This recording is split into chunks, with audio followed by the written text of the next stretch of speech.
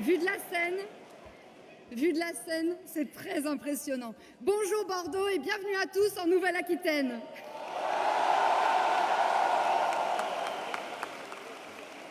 Dans cette région que l'on qualifiait, il y a peu encore, de terre de mission pour le Rassemblement national et même de forteresse gauchiste imprenable.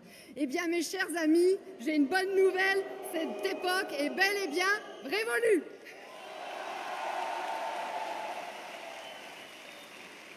Il suffit de regarder l'évolution de nos résultats. Lors des législatives de 2017, près de 300 000 électeurs nous honoraient de leur confiance. En 2022, ils doublaient et en 2024, ils doublaient à nouveau pour atteindre le nombre époustouflant de 1,2 million.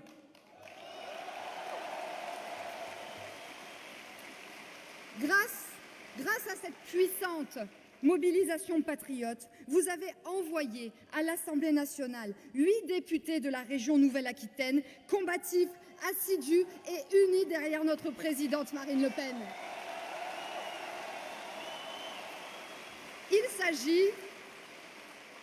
s'agit de Caroline Colombier en Charente, Pascal Markowski en Charente-Maritime, Florence Joubert, Serge Muller, Nadine Lochot en Dordogne, Bartholomé Lenoir en Creuse et Loustul-la-Bannière de notre allié Éric Ciotti, mon homologue à la vice-présidence du parti Hélène Laporte dans le Lot-et-Garonne et pour la Gironde, votre humble serviteur.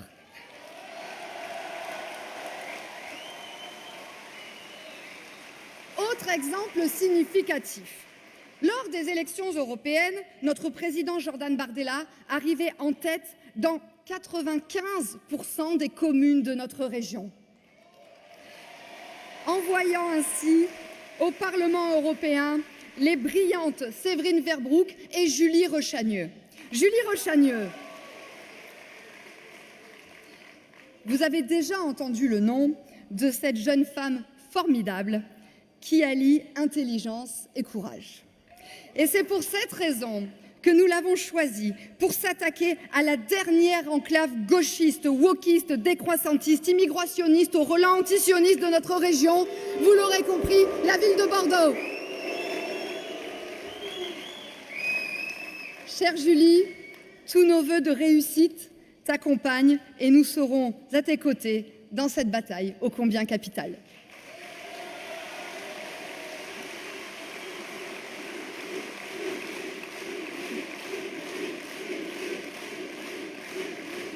Et puisque le thème de notre grande rentrée politique est l'élection municipale, je ne peux que me réjouir de vous annoncer qu'en Nouvelle-Aquitaine, en 2020, nous avions présenté 35 listes et qu'en 2026, nous en aurons une centaine. À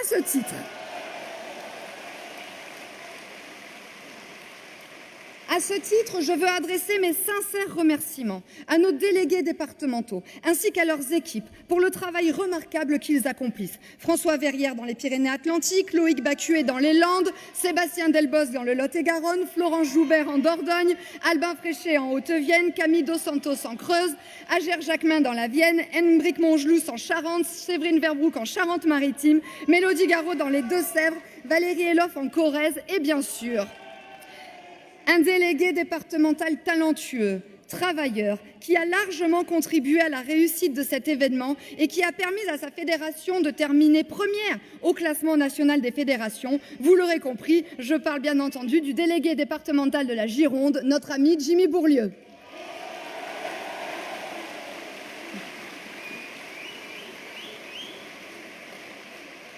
Chers amis, vous êtes des milliers dans ce parc des expos de Bordeaux et vous êtes aussi des milliers à nous regarder en ligne. Et vous savez pourquoi?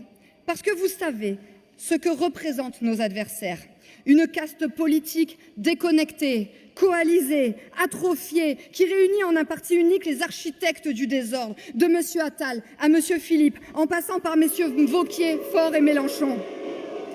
Une nomenclature réduite à se désister piteusement dans le cadre d'alliances du déshonneur, comme ce fut le cas dans une circonscription sur 2 de Nouvelle-Aquitaine.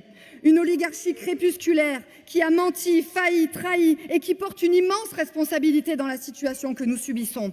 En matière d'économie, il méprise les agriculteurs, fiscalise les entrepreneurs, paupérise les travailleurs. En matière de sécurité, il stigmatise les policiers, légalise les sans-papiers et sponsorise les radicalisés. En somme, l'alliance LFI macroniste favorise les délinquants et pénalise les honnêtes gens.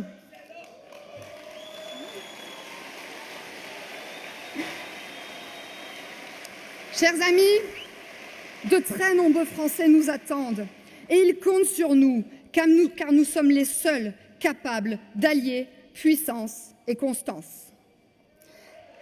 Alors, parce que nous sommes à l'aube de l'inéluctable alternance et parce que rien ne peut arrêter un peuple qui s'est remis à espérer, je vous le demande solennellement, engagez-vous à nos côtés. Partez distribuer des tracts dans les boîtes aux lettres, nos bénévoles vous en remettront en sortie de ce meeting, alors servez-vous.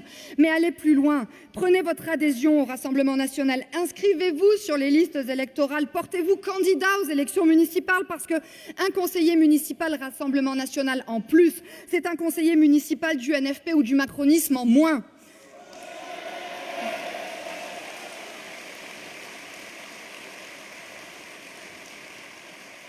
Et demain, quand vous constaterez sur la carte de notre belle France que la Nouvelle-Aquitaine est désormais une bulle colorée bleu marine, vous pourrez vous regarder et regarder fièrement vos enfants et leur dire « Oui, j'en étais ».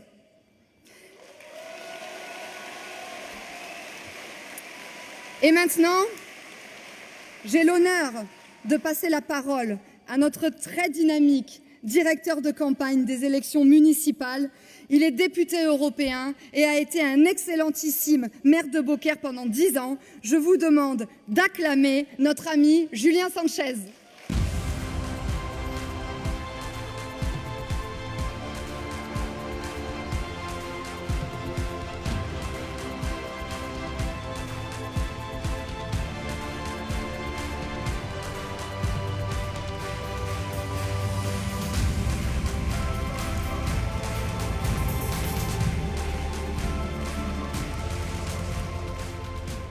Merci, chers amis.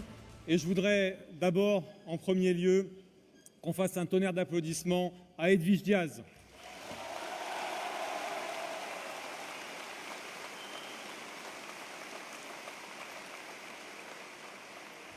Elle représente si bien votre région et se bat toujours avec constance et avec énergie. Alors, lorsqu'en 2014, nous avons gagné des villes, que n'entendait-on pas ? En effet, nos adversaires, toujours les premiers pour attiser la haine et jouer sur les peurs pour mieux se maintenir au pouvoir, promettaient aux électeurs qu'avec des maires RN, ces villes allaient sombrer dans les ténèbres, relayées par la propagande médiatique habituelle. Pourtant, nous l'avons vu ce week-end au cours des formations dispensées par notre direction de campagne. Au contraire, partout dans les villes RN, la situation s'est améliorée. Dans chacune de nos villes, et les résultats à toutes les élections intermédiaires en témoignent, avoir un maire RN est une bouffée d'oxygène pour la population. Et les électeurs veulent garder leur maire RN.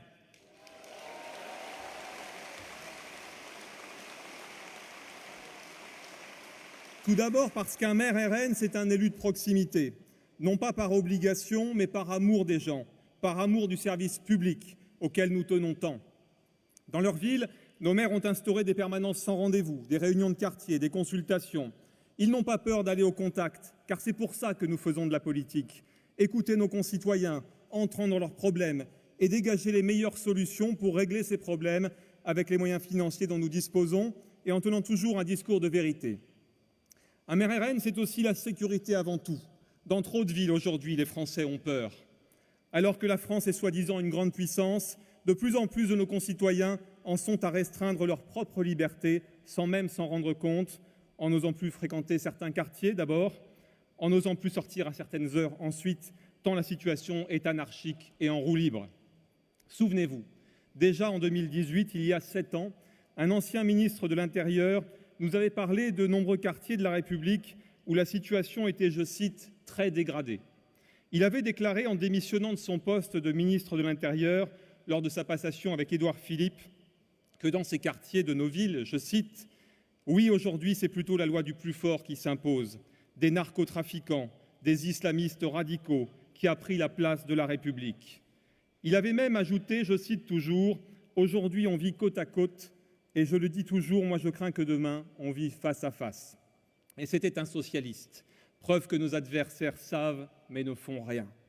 Sur l'insécurité, quand j'étais maire, de nombreux parents ayant leurs enfants dans de grandes villes étudiantes comme Montpellier, Avignon, Nîmes ou Toulouse me confiaient que quand leurs enfants sortaient en boîte ou avec des amis le soir, ils ne dormaient parfois pas de la nuit, jusqu'à recevoir ce fameux SMS quand ils étaient rentrés, inquiets que leurs enfants puissent eux aussi faire une mauvaise rencontre ou se prendre un coup de couteau pour un simple regard, une cigarette refusée, comme ça, gratuitement. Voir ses parents terrorisés est indigne d'un pays comme la France. Alors dans leur ville, nos élus RN ont mis de vrais moyens sur la sécurité et avec des résultats réels et concrets. Alors que l'État déshabille la police nationale et la gendarmerie tout en important de manière criminelle une immigration massive, sans jamais demander leur avis aux Français, immigration dont la carte coïncide souvent avec la carte de l'insécurité, eh bien les maires RN, eux, ont créé des polices municipales là où elles n'existaient pas, en ont souvent doublé les effectifs lorsqu'elles existaient et ont mis des moyens importants sur la vidéosurveillance.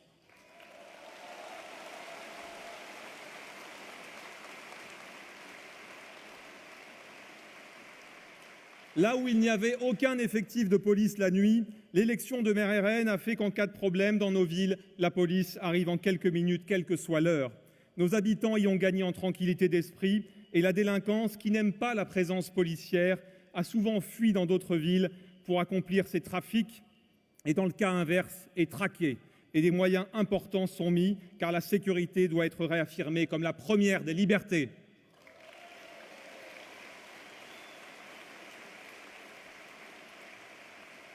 C'est toujours ce qu'auront à cœur de faire les maires du RN élus en mars prochain. Nous en faisons une priorité dans ces élections municipales et les Français savent qu'ils peuvent compter sur nous pour nous battre pour leur sécurité.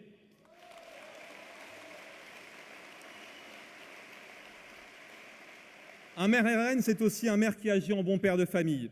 Aucun de nos maires n'a augmenté les taux d'imposition. Beaucoup les ont même baissés, alors que dans de nombreuses autres villes, dans le même temps, ces taux ont grimpé en flèche, assommant des contribuables qui n'en pouvaient déjà plus. Un maire RN, c'est aussi un élu qui aime la France, qui aime ses traditions charnelles, nationales, régionales et locales, et qui les promeut, qui les fait vivre, qui crée des occasions de rencontres entre les habitants et qui anime sa ville pour la faire rayonner, met en avant la culture française, la culture populaire, quand dans d'autres villes se meurent. Alors, comme ces faits ne les arrangent pas, nos adversaires et leurs relais médiatiques diabolisent et mentent. Mais ils peuvent toujours bien dire ce qu'ils veulent. Dans nos villes, les résultats des élections ne trompent pas. Ainsi, en 2020, nos maires ont souvent été réélus largement dès le premier tour, obtenant même le score record de 74,2% à Hénin-Beaumont pour Steve Briouat, que je salue.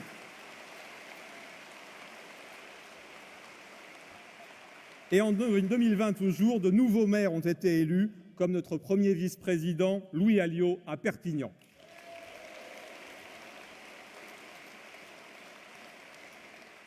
On l'a vu ce week-end lors des tables rondes, en fait les extrémistes, ce ne sont pas nos maires, populaires et réélus nettement par leur population. Non, les extrémistes, ce sont nos adversaires.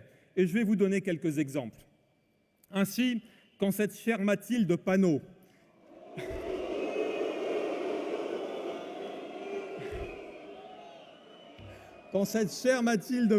présidente du groupe LFI à l'Assemblée, nous indique que dans les villes où un maire LFI serait élu en mars, la police municipale serait désarmée, c'est bien un propos d'extrémistes. C'est bien un propos d'extrémistes et un propos d'irresponsables. Alors que les policiers municipaux sont souvent les primo-intervenants sur les faits de plus en plus graves, comment peut-on oser vouloir les désarmer? La France insoumise a-t-elle oublié que les policiers sont des fonctionnaires, qu'ils assurent une mission de service public et que ce sont des hommes et des femmes qui ne sont pas là pour être des cibles? Monsieur Mélenchon et Madame Panot, iraient-ils, eux, affronter à main nue des individus cagoulés et armés? Alors pourquoi vouloir infliger ça à nos policiers?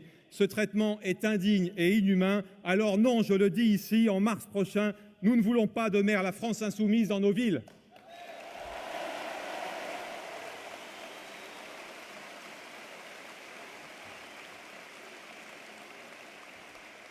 Quand les maires Europe Écologie, et ici à Bordeaux nous sommes bien placés, s'en prennent à notre identité en enlevant les arbres de Noël qu'ils appellent les arbres morts, en renommant les marchés de Noël, en assumant défendre le port du burkini au nom de l'universalité et en menant des politiques communautaristes et clientélistes, qui sont les extrémistes ? Ceux qui défendent l'identité française, nos traditions et ce qu'a toujours fait la France, ou ceux qui mettent sur le même plan notre culture et des cultures d'importation ? Europe Écologie, c'est aussi le dogmatisme et l'absence de vision économique.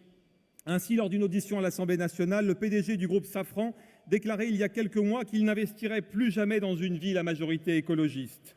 Et il a raison.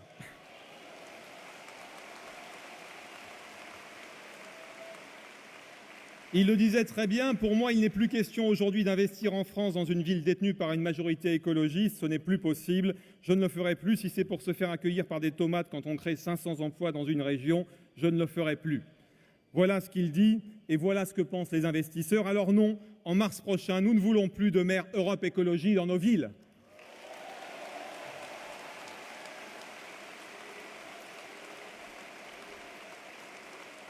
Quand les maires socialistes et macronistes, après avoir mis le pays en faillite, augmentent les taxes foncières de plus de 52% comme à Paris, ce sont là aussi, eux, les extrémistes, les incapables et les crasses économiques même. Et ces gens osent en plus donner des leçons et faire la morale à tout le monde à longueur de journée alors qu'ils ne savent même pas gérer. Alors non, en mars prochain, nous ne voulons plus non plus de maires socialistes ou macronistes dans nos villes.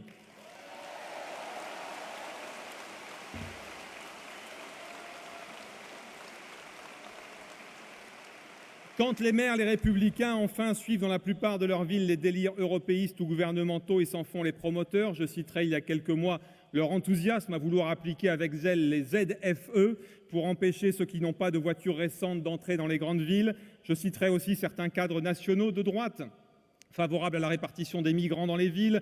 On le voit bien, ces gens ne servent à rien.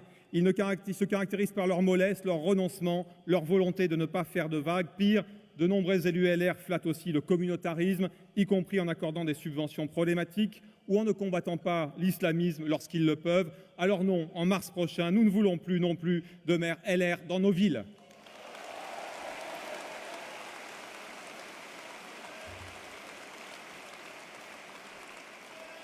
En tant que directeur de campagne des élections municipales et à 6 mois du scrutin, je vois nos candidats. Je vous annonce d'ailleurs aujourd'hui que nous avons déjà, à ce jour, investi près de 500 têtes de liste et on continue chaque semaine. Je suis fier de leur travail accompli, de celui qu'ils accomplissent et de celui qu'il leur reste encore à accomplir pour aller vers la victoire. Je sais que contrairement aux élus LFI, les Verts, socialistes, LR, nous n'avons qu'une seule chose en tête, nous, vouloir servir la France et les Français avec sincérité, avec courage et dévouement.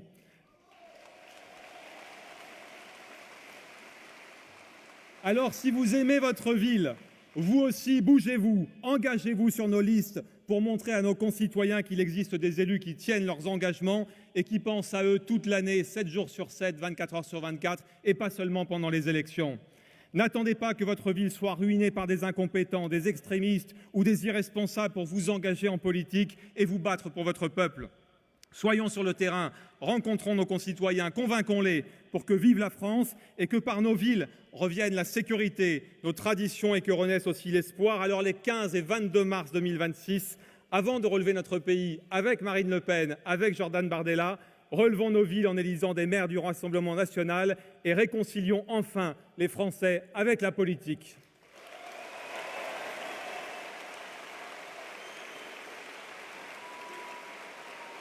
Tous ensemble, donnons le top départ pour cette campagne des municipales. Engageons-nous tous dans ce scrutin et ne soyons pas spectateurs, mais soyons acteurs. C'est tous ensemble que nous y arriverons. Je sais pouvoir compter sur vous. Vive le Rassemblement national et vive la France!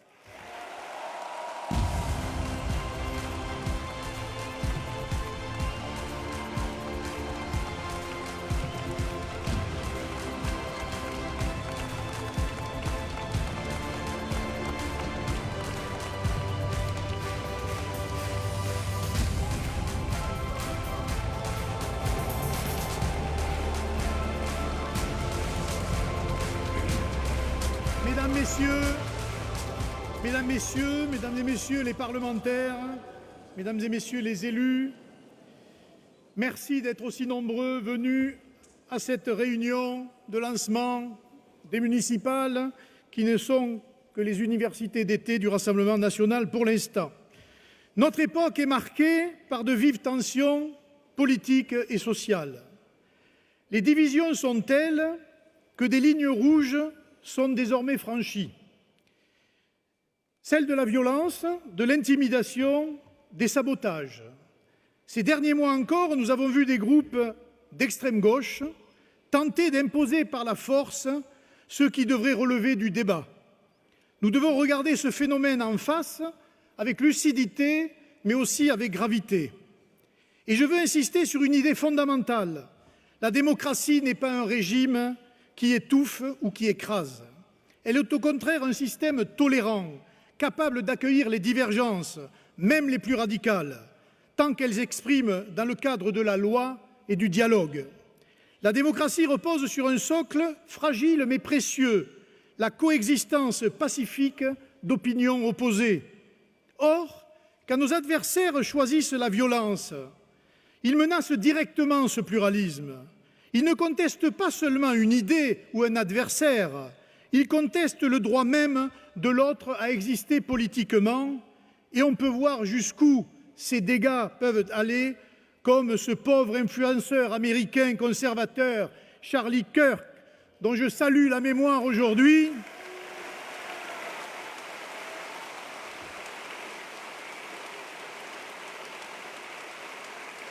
Car, mesdames et messieurs, dans la classe politique actuelle et après les événements de Charlie Hebdo et maintenant de cet assassinat, je pense que nous restons les seuls vrais Charlie du débat démocratique en France.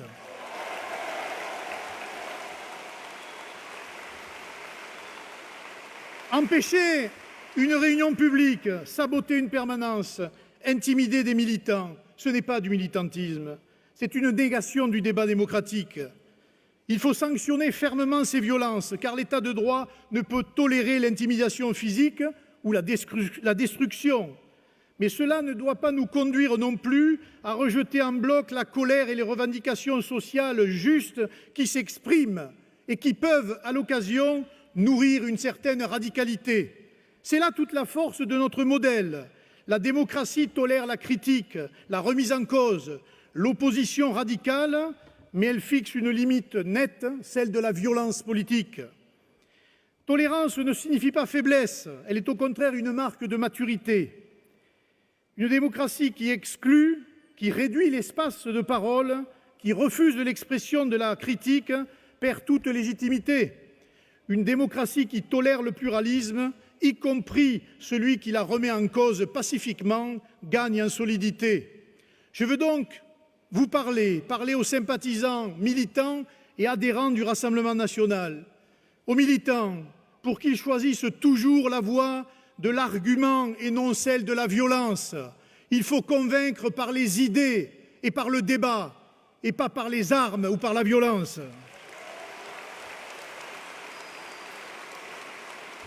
Que nous laissons malheureusement aux adversaires, aux élus, pour qu'ils défendent la liberté d'expression, toutes les expressions, même celles de leurs adversaires les plus farouches.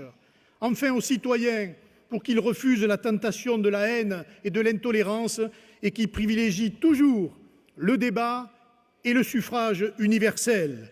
Nous devons rappeler que le désaccord n'est pas la guerre, que l'adversaire politique n'est pas un ennemi, il est un partenaire obligé de la démocratie. Sans lui, il n'y a pas de confrontation d'idées. La violence politique d'extrême gauche, aujourd'hui disons-le de gauche, comme toute violence politique, menace l'équilibre démocratique. Mais la réponse ne peut être ni l'aveuglement, ni la répression sans discernement. La vraie réponse, c'est la fermeté dans le respect de la loi, de la tolérance dans le champ des idées. Parce que la tolérance n'est pas un luxe, elle est la condition de l'existence de la démocratie. C'est en défendant cette démocratie, en l'incarnant, que nous préserverons les valeurs qui fondent notre pacte politique et sociale. Je veux aujourd'hui rappeler que notre démocratie repose sur un principe fondateur, gouvernement du peuple, par le peuple, pour le peuple. Elle garantit à chacun le droit de s'exprimer, même avec des idées radicales. Or, aujourd'hui, nous assistons à quoi?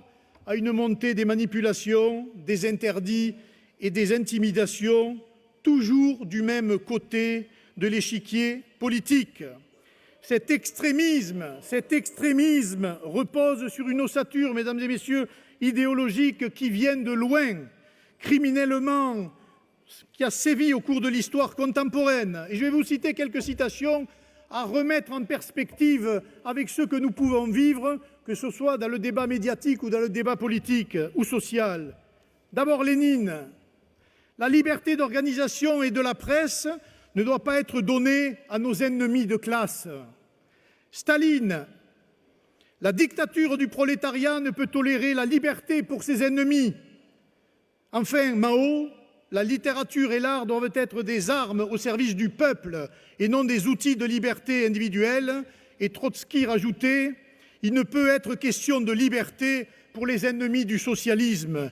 Eh bien, politique, culture, médias, c'est en réalité la matrice qu'on nous oppose aujourd'hui et c'est par cette matrice-là que l'on tente peu à peu à nous interdire de parler, de nous réunir ou même de débattre. Ce choix...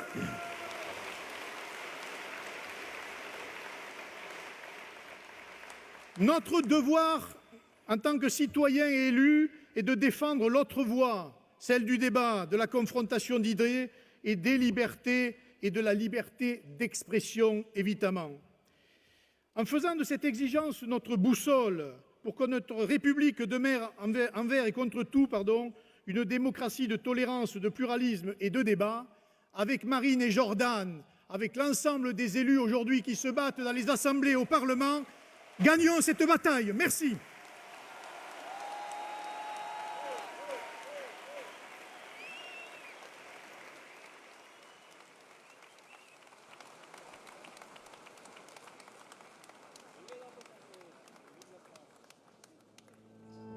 Nous portons l'espérance de millions de Français qui, après nos résultats aux élections européennes et législatives, ont compris que notre arrivée au pouvoir n'était que différée. Alors soyez fiers du chemin parcouru. Soyez courageux pour celui qui reste à parcourir. Soyez forts pour demain participer au redressement du pays. Que cette cause, lorsque les obstacles s'accumulent, lorsque la résignation vous guette, lorsque la lassitude vous gagne, soit l'aiguillon, capable de décupler votre ardeur et de vous rappeler à l'enthousiasme de votre engagement.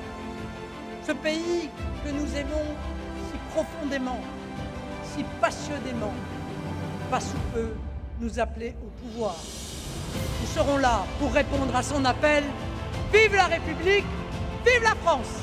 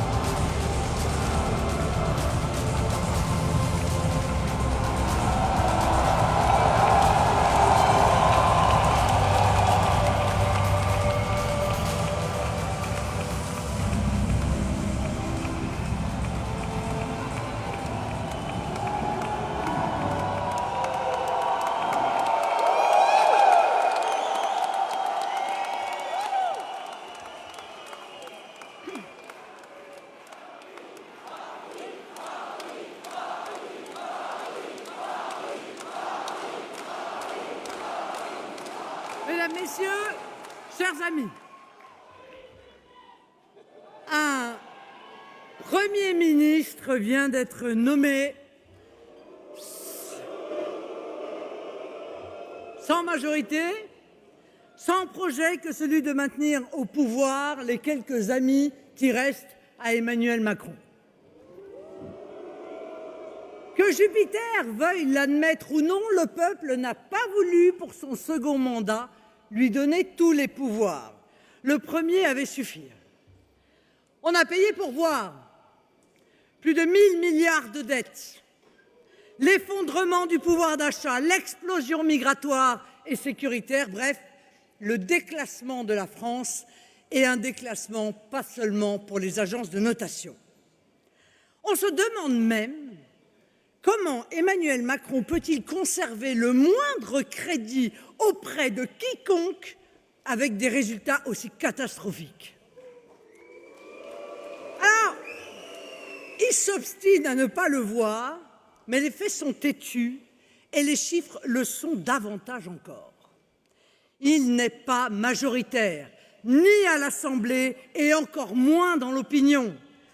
En 2017, souvenez-vous, il disposait d'une confortable majorité. En 2022, déjà, Emmanuel Macron ne disposait plus que d'une majorité relative. En 2024, sa situation parlementaire s'est aggravée. Non seulement il n'a plus de majorité, mais sa coalition qui s'effiloche de mois en mois est largement devancée à l'Assemblée nationale. En 2024, déjà, il y avait eu, rappelez-vous, la sanction électorale des européennes, où la liste du Rassemblement national, conduite par Jordan Bardella, réalisa un score double de celui de la Macronie.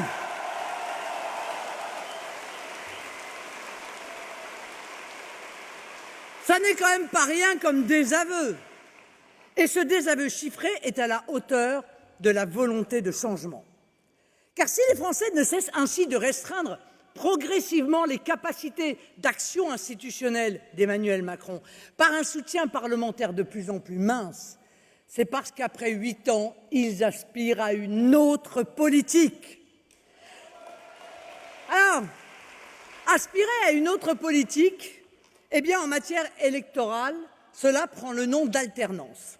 Je l'ai dit et je le répète, l'alternance, c'est normal en démocratie, c'est sain, c'est essentiel. L'idée qu'il n'y a pas d'autre solution que le pouvoir en place est absurde en démocratie. Elle est une sorte d'intimidation intellectuelle vaine de ceux qui n'ont plus rien à avancer. C'est justement cette aspiration au changement, fortement exprimée, que Emmanuel Macron est incapable de voir ou d'admettre. Et sa seule réponse est de la contrarier par des artifices, des enfumages, des moulinets dans le vide. L'alternance nationale viendra. Si ce n'est pas aujourd'hui, ce sera demain.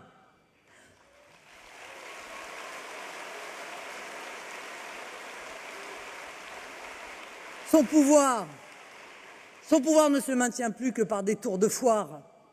Il est usé jusqu'à la corde. C'est un pouvoir sans souffle, sans vision. Et plus les jours passent, je le dis avec gravité maintenant, sans plus aucune assise populaire.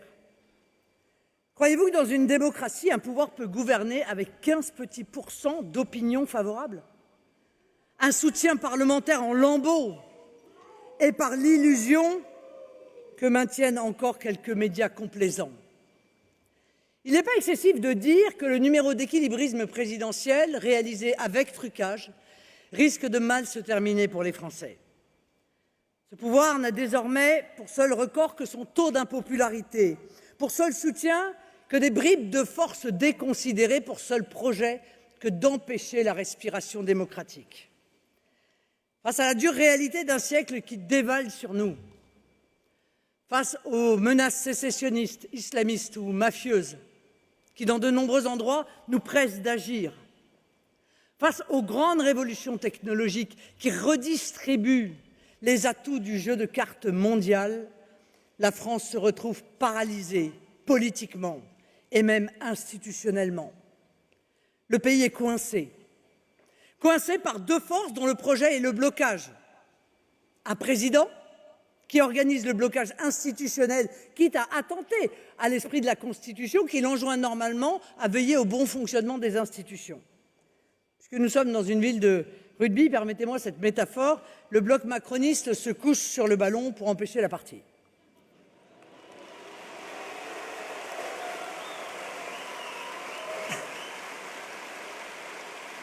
D'un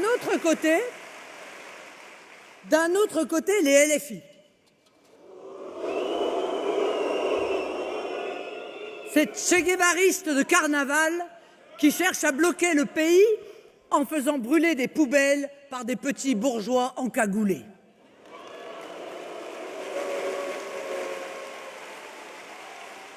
Or, ce dont le pays a besoin, ce n'est pas de blocage, mais d'un déblocage, d'un nouveau souffle, d'un souffle qui balaye l'atmosphère confinée du macronisme. On nous dit que le nouveau Premier ministre va commencer ses consultations. C'est une expression assez adaptée pour un système malade, d'ailleurs. Il va donc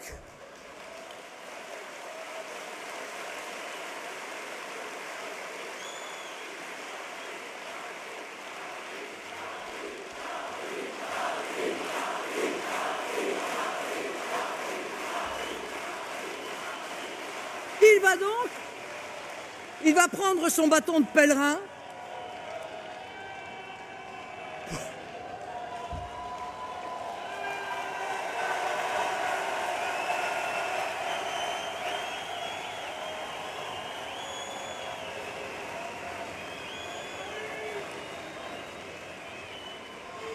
Il va donc, disais-je, prendre son bâton de pèlerin pour quémander des soutiens ici et là.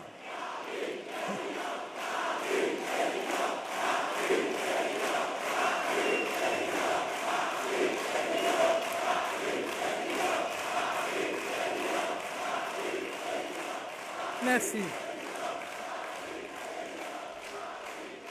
Il va aller, monsieur Le Cornu, un coup chez les socialistes ou les écologistes,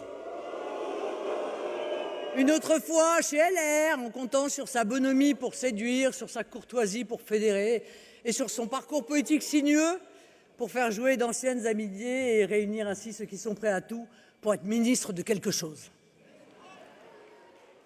La politique, ce n'est pas un abonnement à mythique. Et un gouvernement n'est pas un club de rencontres entre amis.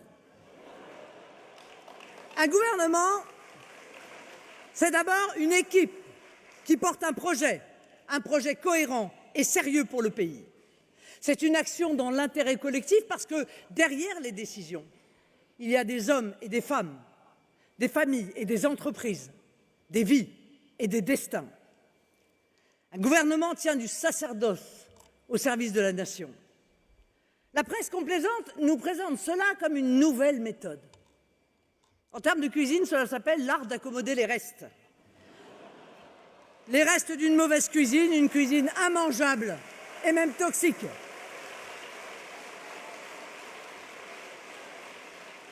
Qui peut sérieusement penser que le salut du pays viendra de ces petits calculs, de ces marchandages d'arrière-boutique politique, de ces misérables combinaisons de couloirs?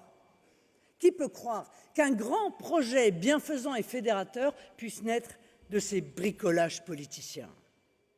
Où croyez-vous que cet attelage sans chevaux, cette carriole sans roues et cette conduite sans cocher pourra nous amener?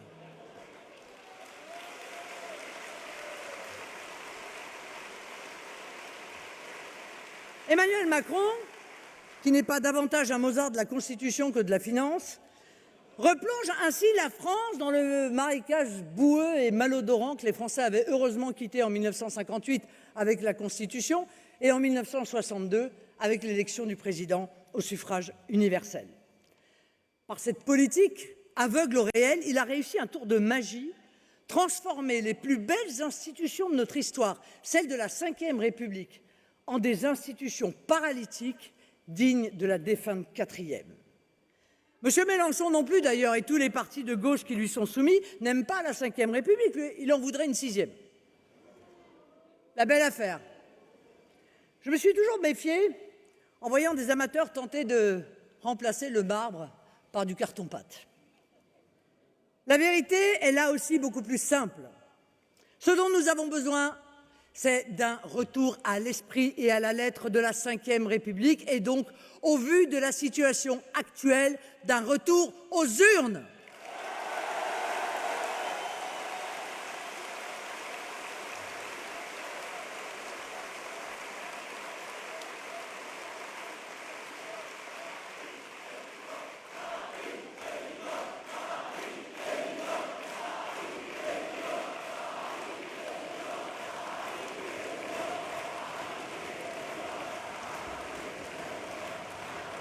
Je vous sens impatient. Mais c'est vrai que la seule solution pour ça, à court terme, c'est de dissoudre l'Assemblée nationale. Cette décision, elle appartient au président de la République. C'est cela qui rendra à la France une majorité claire et un gouvernement enfin aligné sur les demandes du peuple, enfin aux exigences des Français.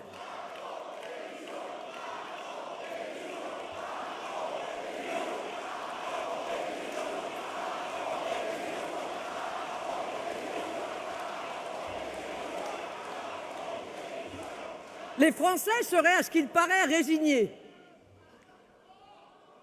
Ils seraient même, c'est le mot à la mode, vous savez, dans les petits cercles parisiens, ingouvernables.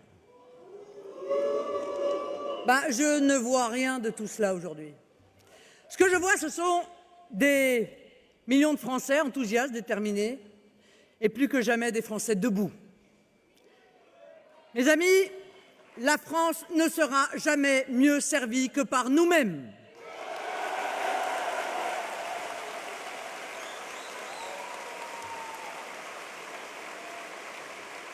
Cela dit, je sais aussi que malgré votre force et votre enthousiasme, vous ressentez sans doute aussi une forme d'exaspération devant l'état de la France.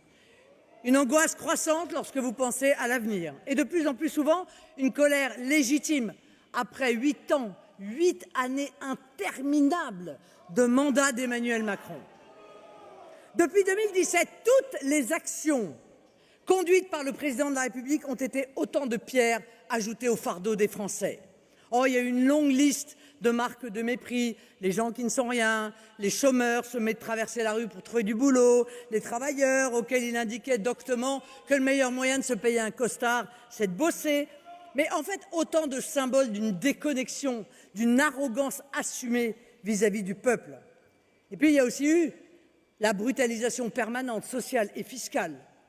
La réforme des retraites de 2023, infligée en passant par l'article 49.3, l'explosion des prix de l'énergie qui avait déjà mis les gilets jaunes sur les ronds-points pendant de longs mois et qui dissuade aujourd'hui des Français de se chauffer. La hausse continue de la pression fiscale sur la France du travail, avec des fins de mois qui commencent non plus le 28 mais le 15 et un pouvoir d'achat qui s'effondre.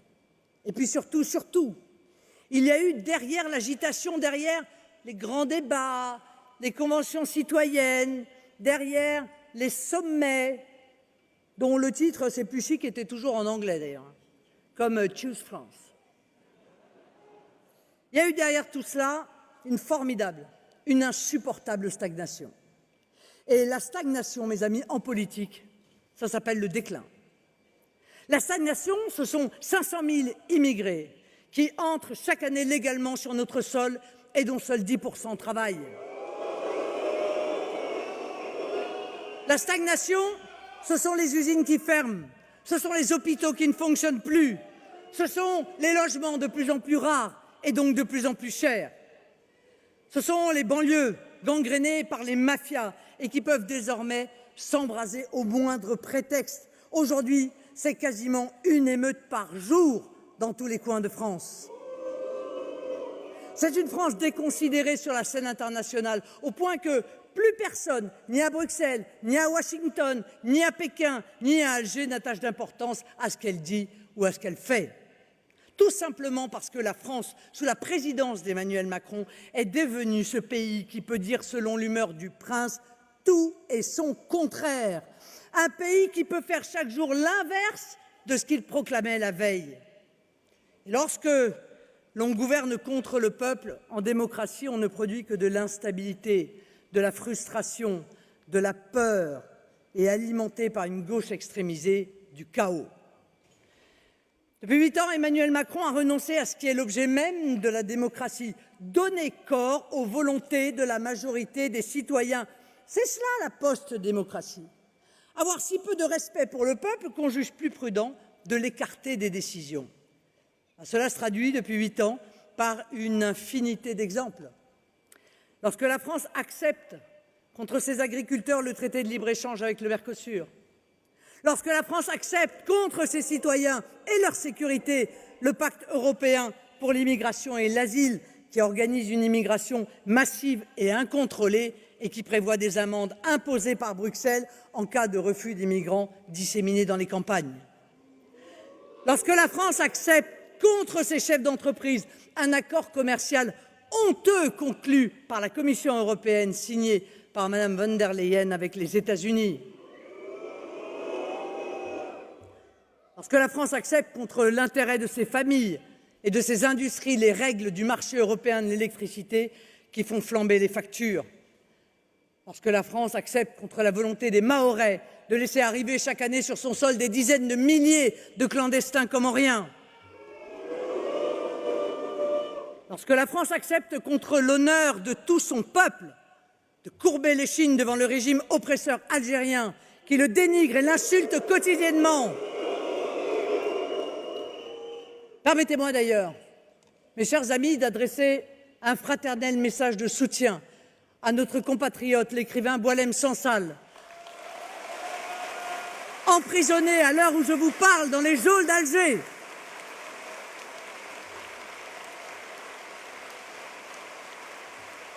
Et aussi, bien sûr, à un autre de nos compatriotes, le journaliste Christophe Glaise, emprisonné pour des motifs totalement illégitimes lui aussi. Nous pensons à eux et nous continuons à exiger leur libération immédiate. Laissez-moi suggérer une idée toute simple pour rétablir la défense de nos intérêts et de nos ressortissants face au régime algérien. On pourrait appeler ça, une idée en passant, le triple zéro. Pour tout pays qui bafoue la France et ses intérêts, par exemple, en refusant de reprendre ses criminels et délinquants expulsés, 0 aide publique au développement, 0 transfert de fonds privés et surtout 0 visa.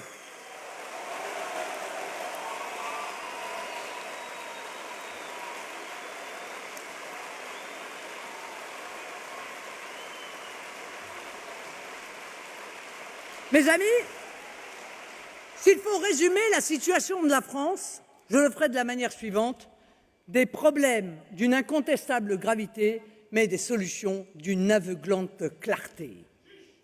Tout n'est ici, comme très souvent, qu'une affaire de volonté politique, pas le reflet d'une soi-disant fatalité.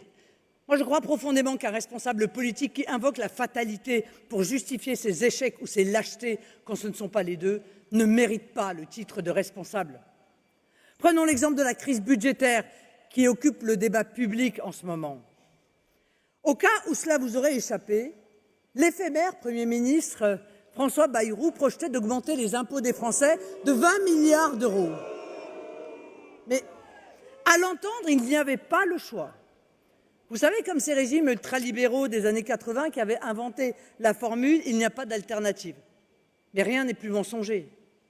Depuis des années, nous avons érigé un principe simple. Avant de demander le moindre effort aux Français, l'État doit drastiquement supprimer les politiques dogmatiques et toxiques pour le pays et réduire son train de vie dispendieux.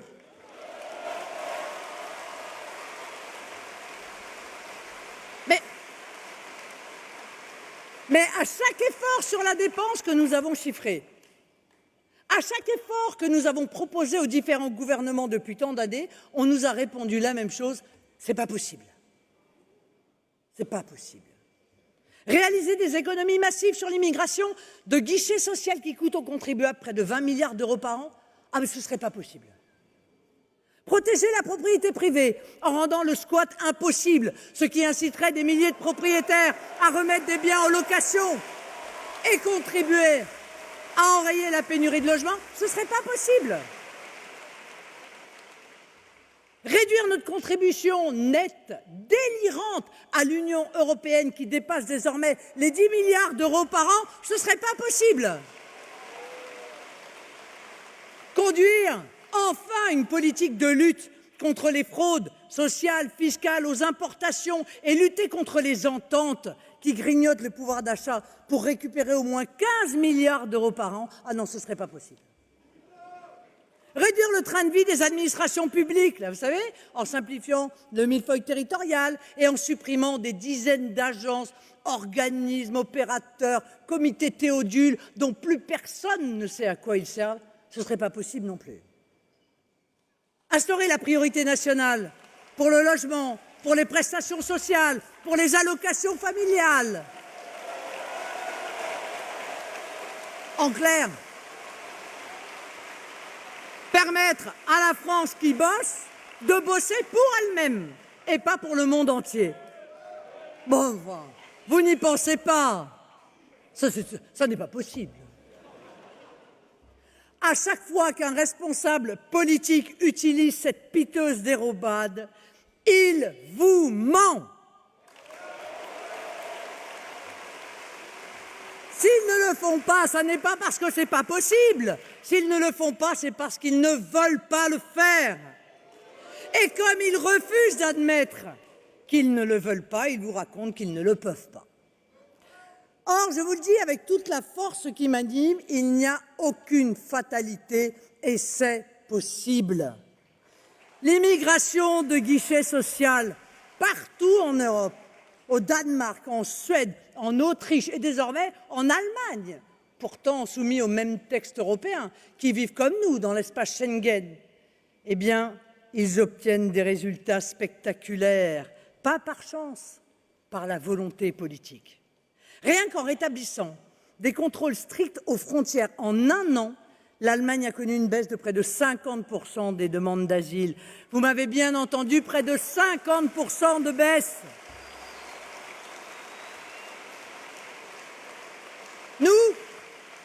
Nous croyons à la volonté politique. Nous croyons, comme l'a rappelé Louis, au gouvernement du peuple, par le peuple et pour le peuple. Et c'est cela que nous allons faire avec vous, pour vous, grâce à vous, demain en France. La priorité nationale pour accéder au logement et aux aides sociales demain, nous le ferons.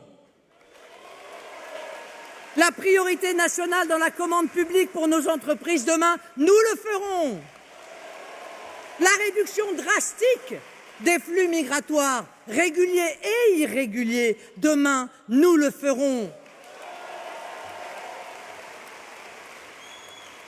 La baisse de notre contribution à l'Union européenne pour dégager les milliards dont nos policiers, nos soignants, nos professeurs ont tant besoin, demain, nous le ferons.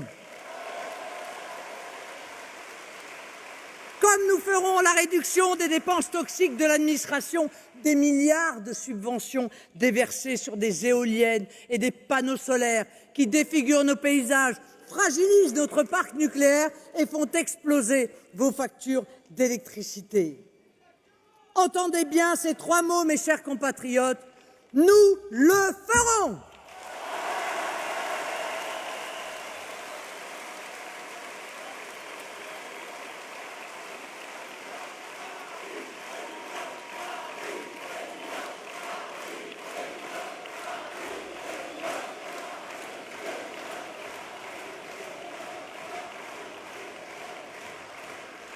Gardez ces trois mots en permanence à l'esprit et surtout dites-les. À chaque fois qu'on vous répondra « ce n'est pas possible », répétez-les. Car je ne supporte pas l'idée même que le peuple français puisse se résigner. Car nous sommes un peuple fier, un peuple volontaire, un peuple debout. Alors ne vous méprenez pas sur mes intentions en vous disant tout cela, chers amis. Vous connaissez mon tempérament, bon, on ne se refait pas. Je suis une femme déterminée, optimiste, combative, et je ne vais pas m'en excuser.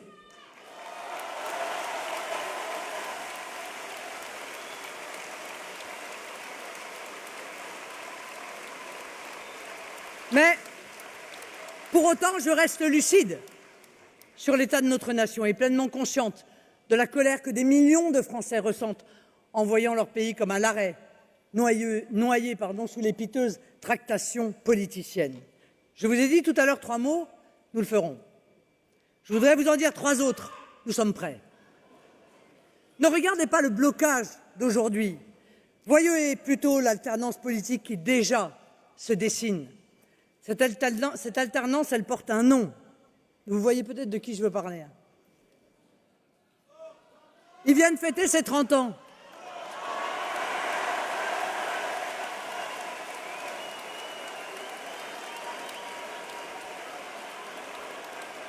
Permettez-moi d'ailleurs à nouveau de lui souhaiter en votre nom un joyeux anniversaire.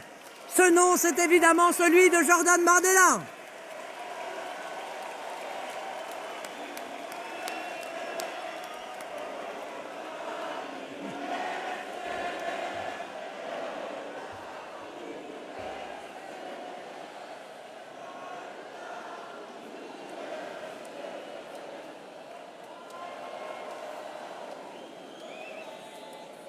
Lorsque ce gouvernement déjà oublié sera censuré, probablement dans quelques semaines ou dans quelques mois, eh bien vous serez à nouveau appelés aux urnes. Vous aurez le pouvoir de faire de Jordan votre Premier ministre. Et le premier d'entre eux, depuis des décennies, à être entièrement dévoué au service de la France et des Français. Car la France n'est pas ingouvernable. Ce sont les partis du système qui sont incapables de la gouverner, parce qu'on ne peut pas gouverner contre le peuple. La France n'est pas divisée. La seule fracture qu'elle connaisse, c'est celle qui sépare ses dirigeants de la volonté populaire. La France n'est pas bloquée. Les seules chaînes qui la retiennent aujourd'hui, ce sont celles de vieux partis fatigués, qui cherchent dans le passé les vieilles recettes qui n'ont jamais donné et ne donneront jamais à notre grande nation l'avenir qu'elle mérite. Je crois profondément au contraire que notre pays, c'est-à-dire son peuple, n'a jamais été aussi uni, qu'il n'a jamais été aussi déterminé à bâtir l'union nationale. Nous allons commencer à rebâtir dès maintenant autour de 4 axes parfaitement consensuels, parfaitement conformes à vos attentes. Car la crise actuelle, politique, budgétaire, économique ne résulte pas de vos choix. Elle résulte du fait que vous n'avez pas été entendus. Notre première priorité sera naturellement le rétablissement des comptes publics. Nous engagerons depuis Matignon le début du redressement de nos finances. Parce que des comptes mal tenus, ce sont des impôts qui flambent pour les ménages comme pour les entreprises. Nous couperons dans les dépenses publiques inefficaces, voire toxiques pour l'économie. Nous rétablirons l'équité fiscale et sociale, notamment en luttant contre toutes les fraudes. Deuxième priorité, relancer le pouvoir d'achat et libérer la croissance. Nous baisserons vos factures d'énergie tout de suite. Nous soutiendrons les familles et les jeunes. Nous réduirons la charge fiscale et les normes qui étouffent nos entreprises et nous lancerons un plan ambitieux dès maintenant de relance de notre industrie après 40 ans de course à l'abîme. Troisième priorité, chers amis, nous rétablirons l'ordre aux frontières et dans la rue.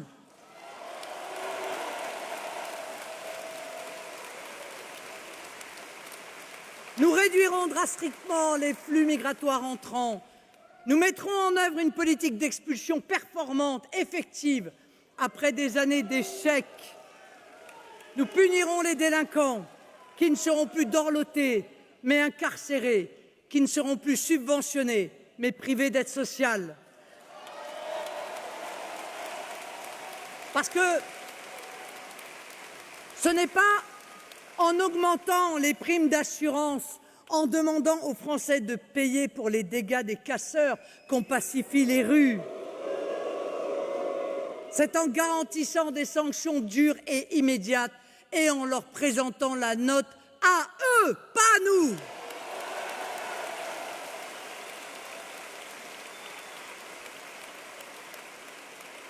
Voilà pourquoi nous mettrons fin aussi au laxisme judiciaire et nous protégerons nos forces de l'ordre, dont l'un des membres a encore été jeudi dernier lynché à Tourcoing par une bande de racailles. Permettez-moi ici de rendre un hommage particulier à nos forces de l'ordre et de souhaiter à cet agent un rapide rétablissement.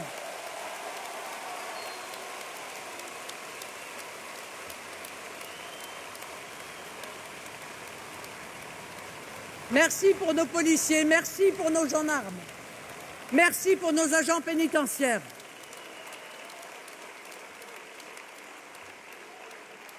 Quatrième et dernière priorité, mes chers compatriotes, remettre l'État au service des Français.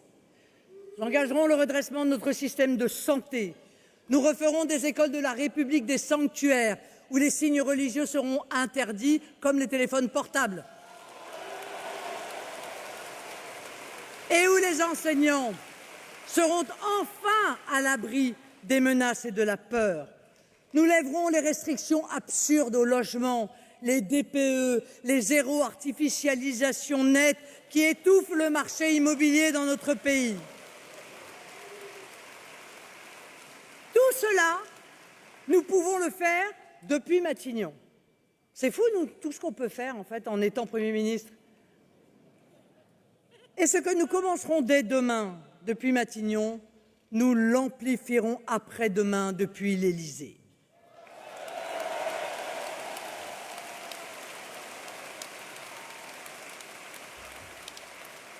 Mes chers compatriotes, je veux que vous ressortiez de notre rendez-vous de ce jour le cœur gonflé de fierté et l'esprit empli d'optimisme.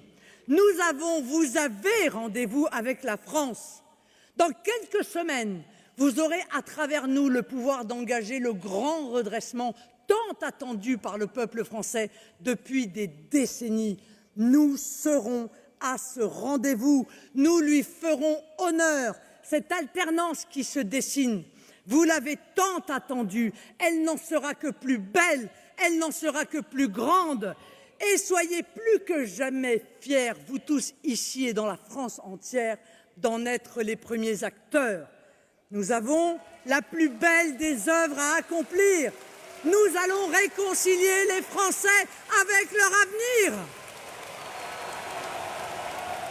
Nous allons rebâtir la France, le plus beau pays du monde. Confiance, volonté, persévérance et unité, mes chers amis, ensemble, nous le ferons. Vive la République, vive la France.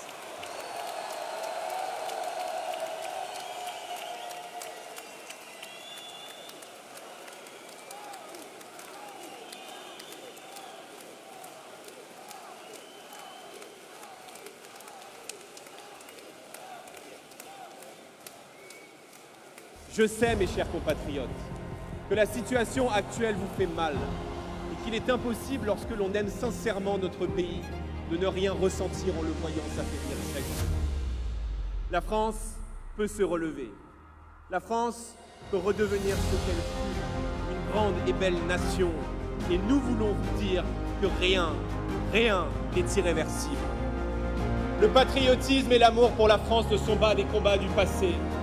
Ils sont la cause vivante du présent et la grande espérance de l'avenir. Nous voulons gouverner la France.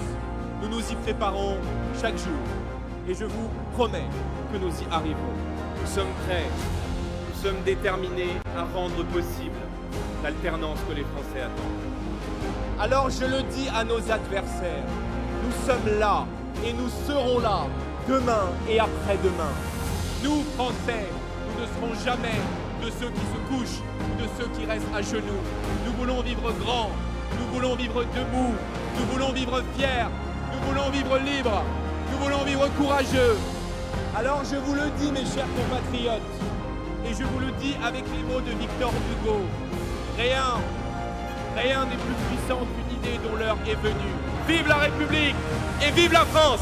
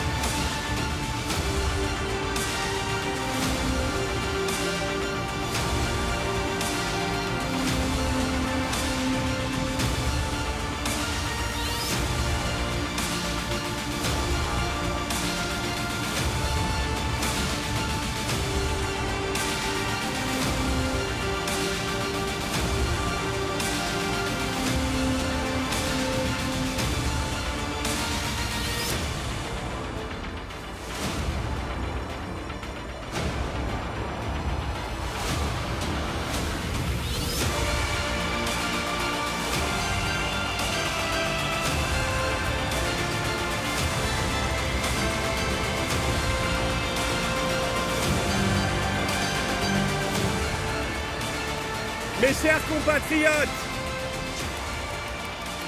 merci d'être là.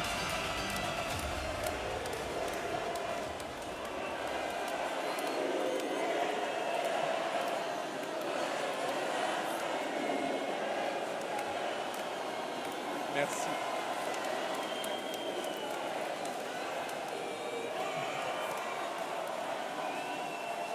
Merci mes amis.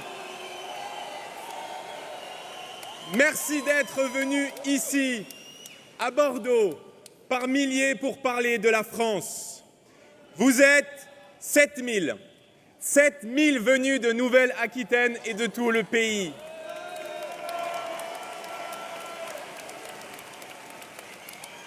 Vous êtes des milliers à nous suivre à la télévision et sur les réseaux sociaux.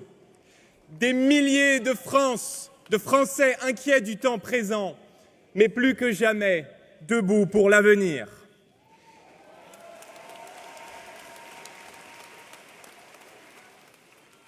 Vous êtes des milliers de Français venus dire non au déclin et à la résignation. Aujourd'hui, à Bordeaux, mes chers compatriotes, ce n'est pas seulement une salle qui s'est remplie, c'est la France qui s'est levée.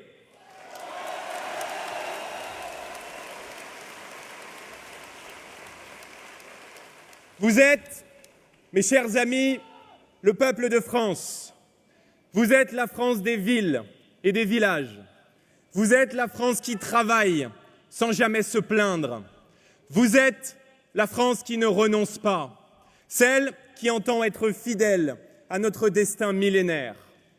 Vous êtes, mes chers compatriotes, la France qui, malgré les épreuves, porte dans son cœur la plus belle des espérances. Alors, laissez-moi vous dire, tant que vous serez là, tant que vous porterez cette flamme, jamais la France ne s'éteindra.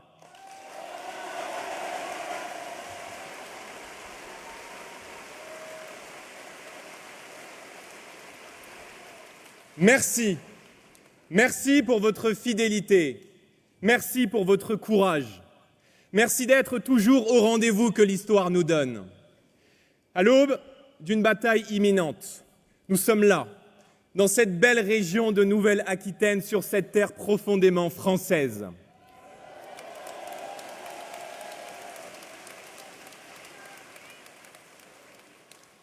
Ici, autour de nous, les vignes du Bordelais font rayonner la France sur toutes les tables du monde.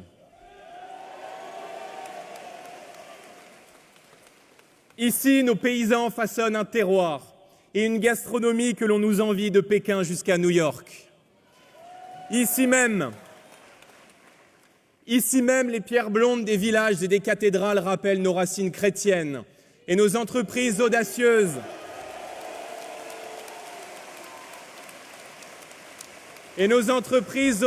nous montrent chaque jour que la France est née pour conquérir l'avenir. Je vous aime aussi. Ici même, mes amis, dans cette salle, bat le cœur de la France éternelle, fière de ses racines, confiante dans son génie et par-dessus tout impatiente de relever les défis du monde.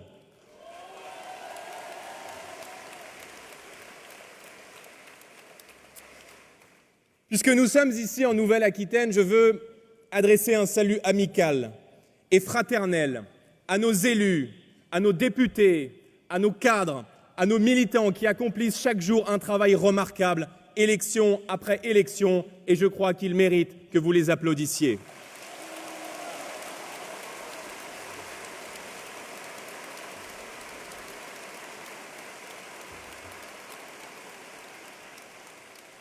Mes amis, Marine l'a rappelé, nous sommes à un tournant de notre démocratie. Le 8 septembre, en conscience et pour vous protéger, nous avons pris une décision, congédier le gouvernement Bayrou.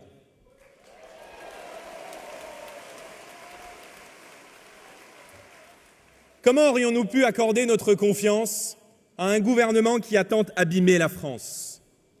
Comment aurions-nous pu accorder notre confiance à un gouvernement qui, des socialistes jusqu'aux républicains, proposait de vous retirer 2 jours fériés, d'augmenter vos impôts et d'aggraver les déficits. Aucun marchandage, aucun calcul politicien, aucun arrangement de couloir n'aurait pu entamer l'écoute et le respect que nous vous devons. Contrairement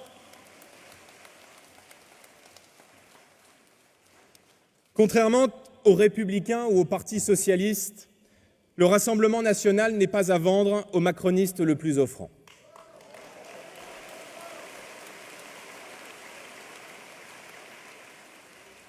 Alors très simplement, à ceux qui ne l'auraient pas encore compris, j'aimerais rappeler la chose suivante.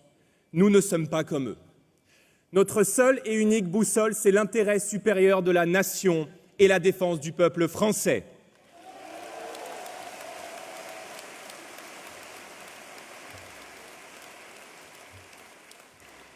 Car la confiance, mes amis, la fameuse confiance, elle ne se décrète pas. Elle se mérite, elle se conquiert, elle s'entretient, elle se gagne par le respect de la parole donnée, par des résultats concrets, par une fidélité absolue à la volonté des Français telle qu'exprimée dans les urnes. Je le dis ici clairement à Bordeaux, il n'y avait aucune autre considération derrière notre choix. Contrairement aux accusations grotesques des macronistes, vous ne savez même pas encore ce que je vais dire. Contrairement à la tentation du chaos de la gauche, nous n'avons aucun goût pour le désordre, aucun penchant pour l'instabilité, bien au contraire. Je veux le rappeler ici devant vous. Les seuls responsables de l'instabilité politique, ce ne sont pas ceux qui défendent la France, ce sont ceux qui la trahissent.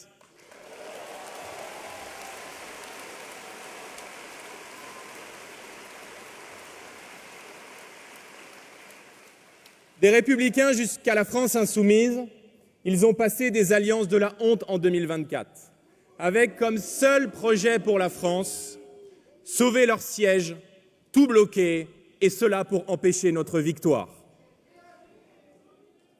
Il y a quelques mois à peine, mes amis, nous étions en route pour l'alternance. Une majorité patriote, une majorité claire, une majorité qui aurait rendu à la France la stabilité qu'elle mérite. Mais ce projet, par magouille politicienne et mépris des Français, ils l'ont saboté et nous en subissons aujourd'hui le résultat. Alors oui, nous avons rejeté ce gouvernement. Car comme des millions de Français, nous n'avons aucune confiance dans ceux qui ont conduit le pays à la faillite. Rendez-vous compte, en 8 ans, les macronistes ont creusé autant de dettes que dans les 50 années qui ont suivi l'après-guerre. Alors qu'autour de nous, nos voisins européens font mieux, la France emprunte désormais plus cher que la Grèce, que la Slovénie, que le Portugal et depuis peu plus cher que l'Italie. Nous n'avons aucune confiance dans des gouvernements qui ont nourri année après année le monstre bureaucratique qui dévore la richesse nationale. DPE, ZFE, CSRD, C3S, toutes ces normes absurdes, ces impôts de papier que vous affrontez chaque jour font perdre des dizaines de milliards d'euros chaque année à la France.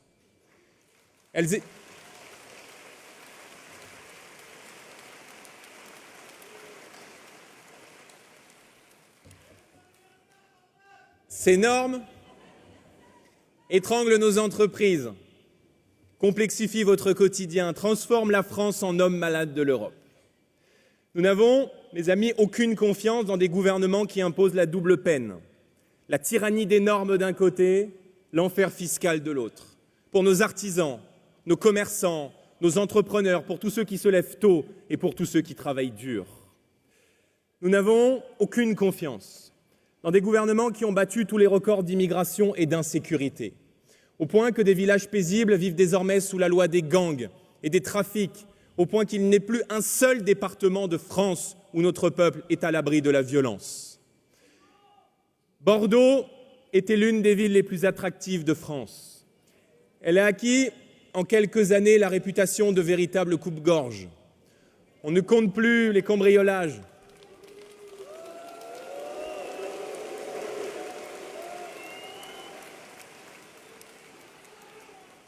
les agressions impliquant des mineurs étrangers.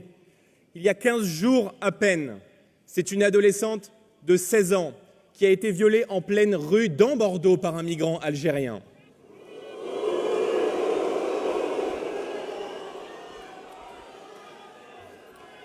Nous n'avons, mes amis, aucune confiance en des gouvernements qui ont renoncé à défendre l'intérêt de la France dans le monde, qui laissent l'Union européenne torpiller notre agriculture et notre industrie automobile. Voilà leur vrai bilan. La révolution promise par Macron, le changement vanté par Hollande, les promesses trahies de la droite avant eux, tout cela n'a mené qu'à une seule chose, les Français n'ont plus confiance dans ceux qui les ont gouvernés.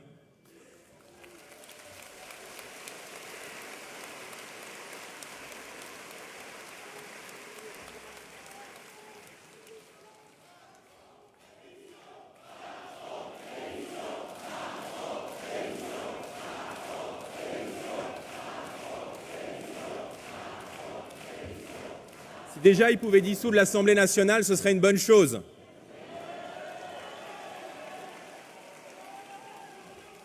Alors, au vu d'un tel désastre, mes amis, comment donner tort aujourd'hui à l'expression des Français? À force de déception, nos gouvernants ont réussi à installer le doute chez certains de nos concitoyens. Le sentiment que rien d'autre n'est possible et que voter ne sert plus à rien, nous leur disons que tout cela est faux. Les macronistes ont rapetissé le plus grand pays du monde. Ils ont étouffé ses atouts, bâillonné ses talents, méprisé ses forces vives. Ils ont réduit au silence une France créative, travailleuse, novatrice et l'ont sommé de payer pour les autres. Nous sommes, rendez-vous compte, devenus ce pays où respecter les règles, où payer des impôts, où être honnête est moins valorisé que de profiter du système. Nous sommes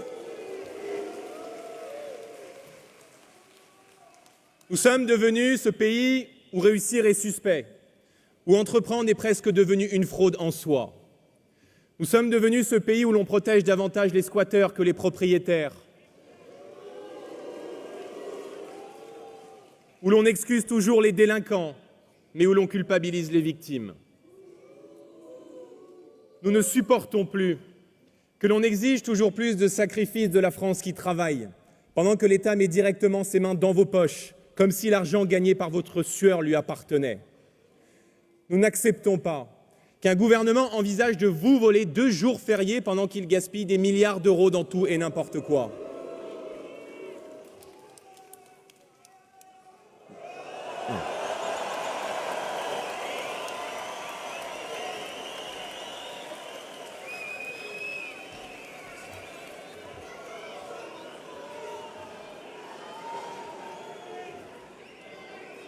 Vous êtes prévisible. Mes amis, écoutez-moi bien. Vous n'êtes pas responsable de ce désastre. Vous n'êtes pas coupable de leur folie budgétaire et de leurs erreurs colossales. Si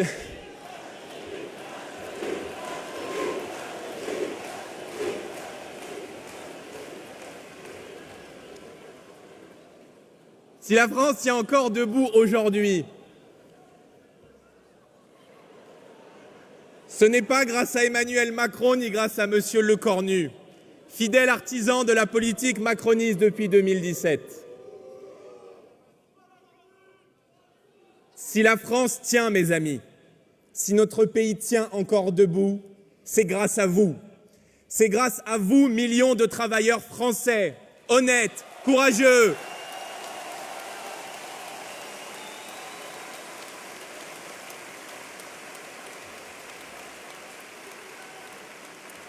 Vous qui vous levez tôt et qui travaillez dur, vous qui portez sur vos épaules le poids de toute la nation française.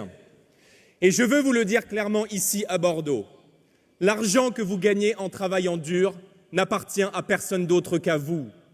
Chaque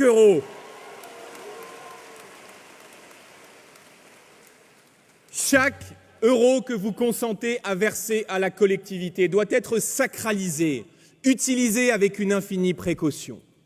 Or, que voyons-nous? Que voyons-nous?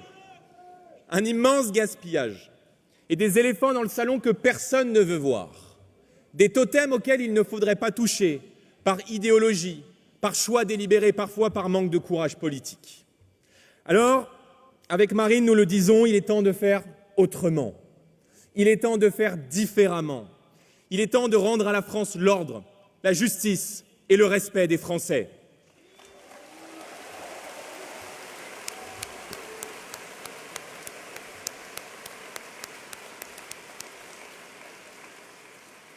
Si le nouveau Premier ministre ne rompt pas avec la folle politique d'Emmanuel Macron, alors tout naturellement, il tombera.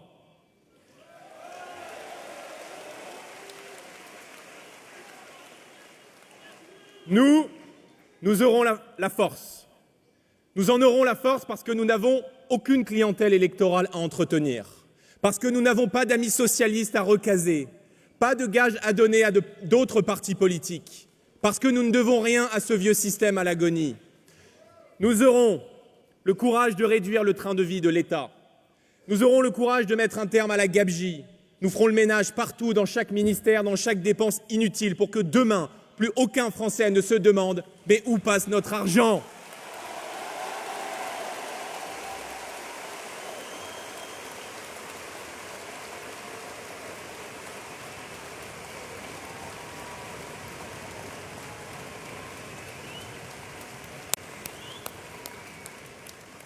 La première vérité que l'on cache aux Français, c'est naturellement le coût colossal de l'immigration.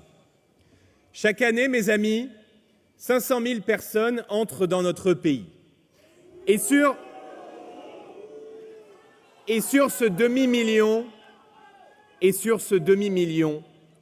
seulement 50 000 viennent pour travailler. Alors, la question est simple. Que font les 450 000 autres et surtout, qui paye ?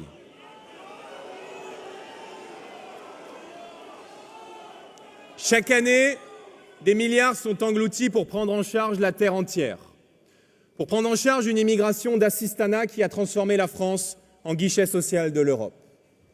Savez-vous qu'il existe aujourd'hui près de 60 types d'aides sociales accessibles pour les étrangers qui mettent un pied sur le sol français ? Chaque année, mes amis, plus d'1 milliard d'euros part dans l'aide médicale d'État qui offre, je vous le rappelle, la gratuité des soins aux étrangers en situation irrégulière.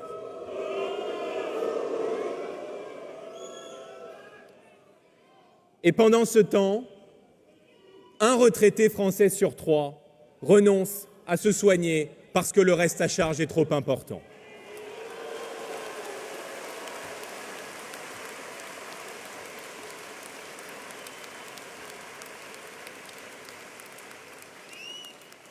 Alors nous le disons très simplement, si demain les Français nous accordent leur confiance, la gratuité totale des soins pour les étrangers en situation irrégulière, avec nous, c'est terminé.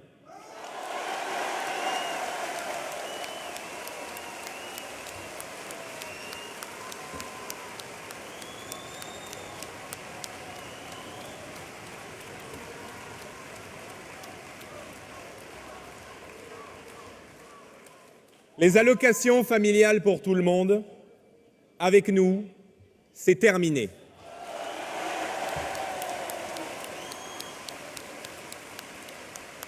Elles seront réservées aux familles dont au moins l'un des 2 parents est de nationalité française.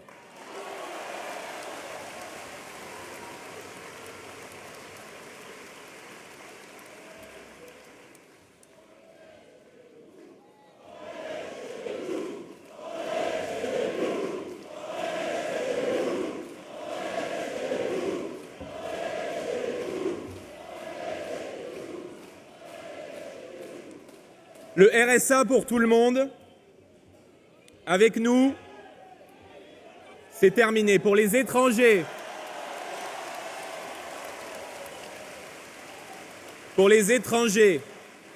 il sera conditionné à 5 années de travail sur le sol français.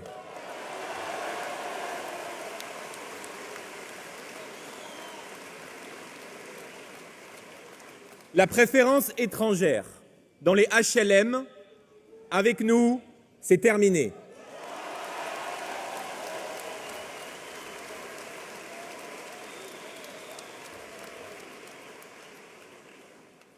Non seulement les citoyens français, sans aucune autre distinction bien sûr, seront prioritaires, et j'ajoute qu'il ne sera plus possible avec nous de bénéficier d'un HLM ou d'une aide sociale lorsqu'on aura un casier judiciaire long comme le bras.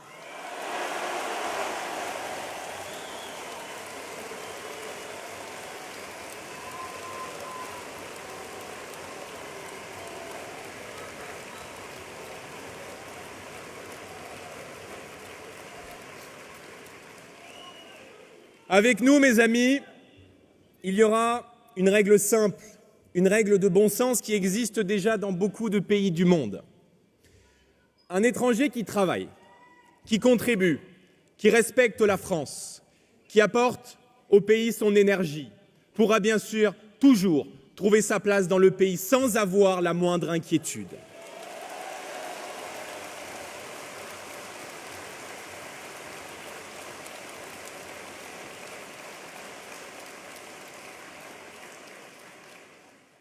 Mais avec nous, un étranger qui ne travaille pas, au bout de 6 mois,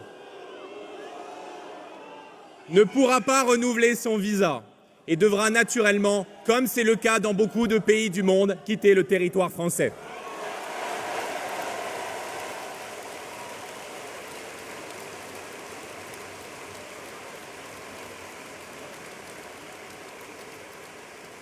C'est une question de justice et c'est une question de respect. Voilà donc, mes amis, notre promesse et notre véritable différence. La France tendra toujours la main à ceux qui respectent ses règles et à ceux qui participent à la vie du pays. Mais la France aussi dira stop à ceux qui croient pouvoir s'installer chez nous au mépris de nos lois, de nos traditions et de nos valeurs.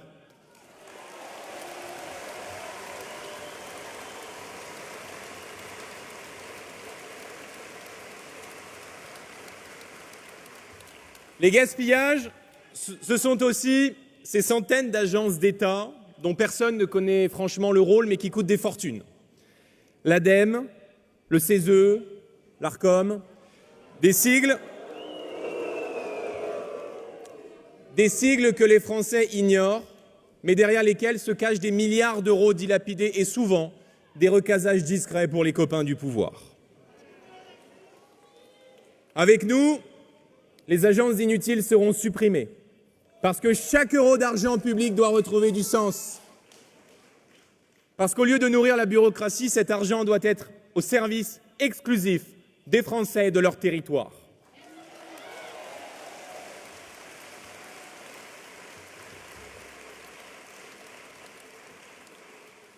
Regardez aussi, mes amis, notre contribution à l'Union européenne.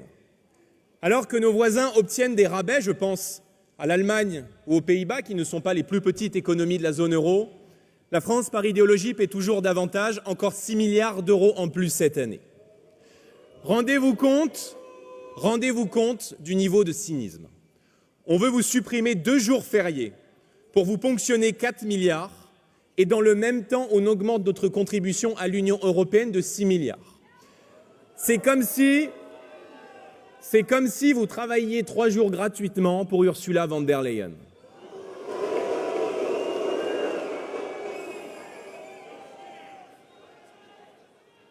Et pendant que l'Europe finance avec vos impôts le réseau d'eau à Gaza ou des appels à projets en Algérie, un Français sur 3 n'a pas accès à l'eau potable dans nos territoires d'outre-mer.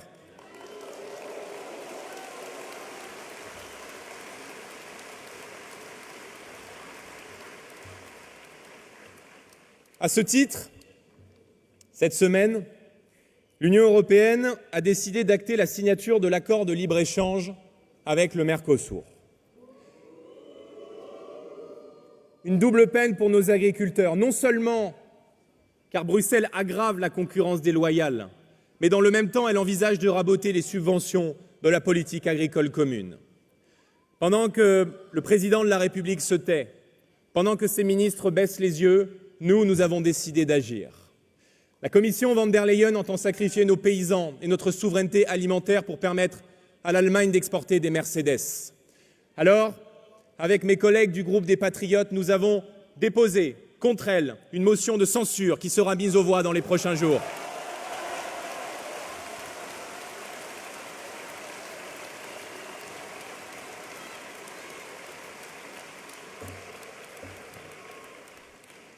Nous l'avons dit tout au long de la campagne européenne, l'Europe ne doit pas être une machine à broyer nos filières. Elle doit au contraire être le bouclier de nos intérêts. Avec nous, très simplement, la contribution française au budget européen sera réduite. Nous rendrons leur argent aux Français. Et croyez-moi, mes amis, nous ferons respecter la voix de la France haute et claire en Europe et dans le monde.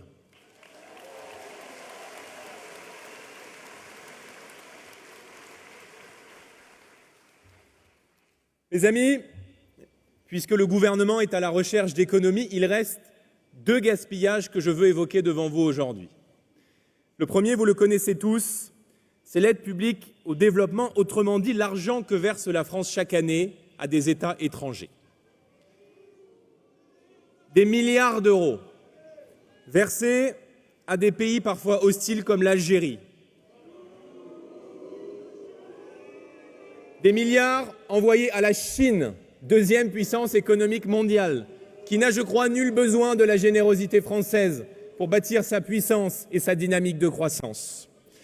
Alors là encore, nous fermerons le robinet. Cet argent,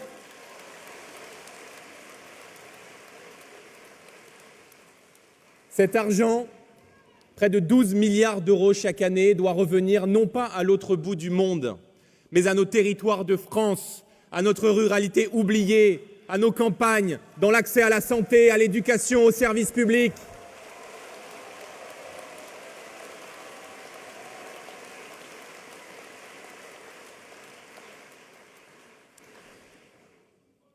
Le dernier gouffre financier que j'aimerais aborder devant vous, sur lequel, là encore, nous ambitionnons de faire des économies, c'est celui de l'audiovisuel public. Chaque année, plus de 4 milliards d'euros sont engloutis dans une machine dont les dérives militantes sont désormais connues de tous. Ce ne sont pas certains journalistes stratèges du Parti socialiste qui me démentiront. Quelle grande démocratie digne de ce nom, en 2025, peut encore accepter de financer à ce prix-là une télévision publique pléthorique, partisane et militante? Aucune. Voilà pourquoi nous privatiserons l'audiovisuel public.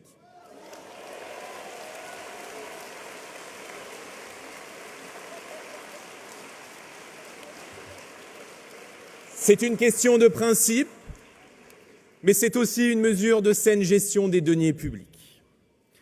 Parce que nous sommes sérieux, parce que nous sommes responsables. Notre contre-budget permettra d'économiser des dizaines de milliards d'euros chaque année dans le budget de l'État. Une partie de cet argent sera réaffectée au remboursement de la dette, une autre aux baisses d'impôts et aux dépenses utiles comme la sécurité, la justice, l'école ou les soins.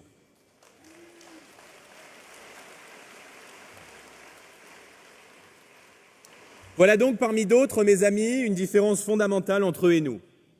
Ils dépensent sans compter, nous remettrons de l'ordre. Ils creusent la dette, nous libérerons et nous simplifierons la France. Ils affaiblissent le pays, nous mettrons tout en œuvre pour le redresser.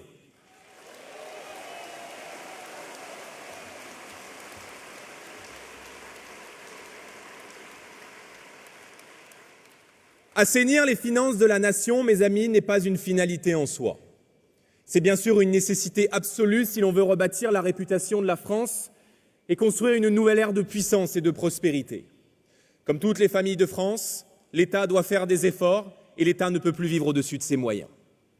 Mais la véritable finalité de ces choix, c'est bien sûr de redonner un cap à la France, de réunir dans un même élan toutes les forces vives du pays, de réconcilier l'ouvrier et le patron, le salarié et le chef d'entreprise, l'actif et le retraité, de rassembler la France des villes et la France des campagnes, la France des mains qui bâtissent et la France des esprits qui inventent, de redonner confiance à la jeunesse sans jamais oublier nos anciens, de remettre en marche une nation qui ne doit plus être paralysée par ses divisions mais qui doit être portée par ce qui l'a toujours rendue grande, l'unité, la fraternité et par-dessus tout, l'envie de conquérir et d'étonner le monde.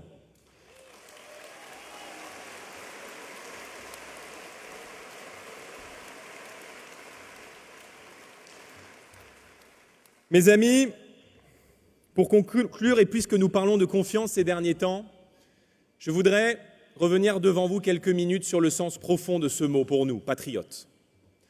Si nous voulons que les Français retrouvent confiance en l'avenir, alors il faut d'abord que les dirigeants politiques aient confiance en eux, peuple français. Il y a eu durant 8 ans bien trop de mensonges, de faux-semblants, de mépris, parfois de dissimulation.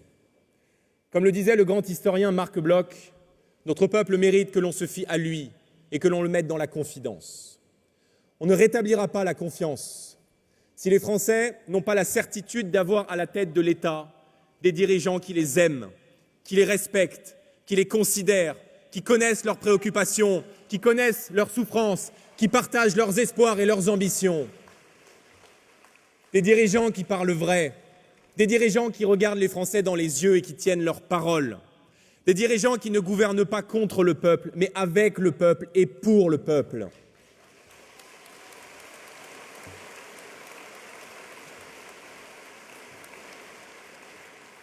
Faire confiance, c'est permettre aux citoyens de s'emparer directement des grands sujets qui concernent l'avenir de la nation. Jamais, jamais nous n'avons considéré l'expression populaire comme quelque chose de suspect ou de dangereux. Au contraire. Nous savons que la sagesse collective des Français est la clé pour les réconcilier avec la politique. C'est pourquoi l'une de nos premières décisions sera d'organiser un grand référendum sur la politique migratoire en France.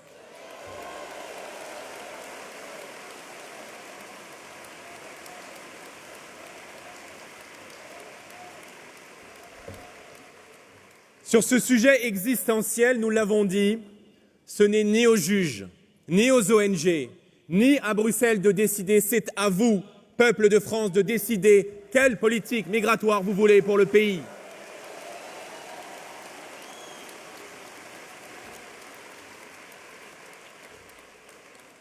Avec ce référendum, vous pourrez reprendre en main votre destin, protéger notre identité nationale et bien sûr renouer avec la fierté française. Faire confiance, c'est vous rendre le droit à un destin, le droit à la parole.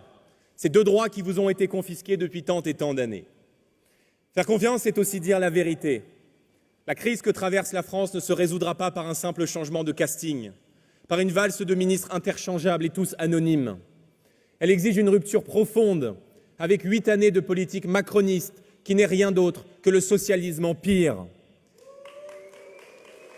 Faire confiance, c'est admettre que seul un retour aux urnes permettra de rétablir la stabilité que le pays attend. Soit le président de la République dissout l'Assemblée nationale pour organiser de nouvelles élections législatives, soit il devra, en cas de blocage répété, lui-même remettre sa démission, comme l'avait fait le général de Gaulle.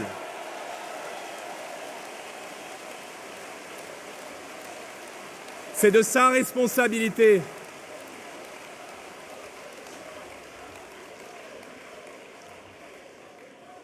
Faire confiance, c'est aussi dire ce que l'on va faire comme nous l'avons fait aujourd'hui. Mais ce sera surtout demain, faire ce que l'on a dit. Et notre chemin est clair.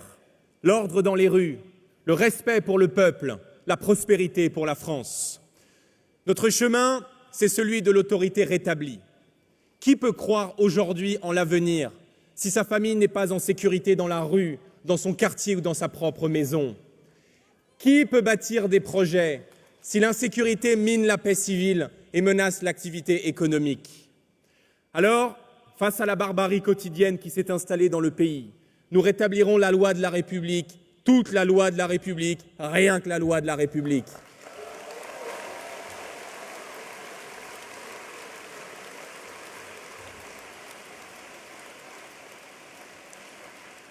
Nous en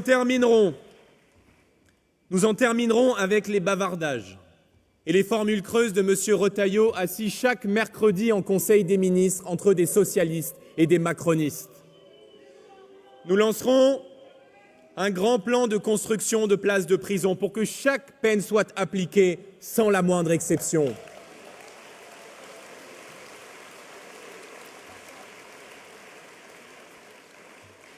Nous instaurons la tolérance zéro dès le premier acte délictuel, dès le plus jeune âge. Nous suspendrons les allocations familiales aux parents de mineurs récidivistes.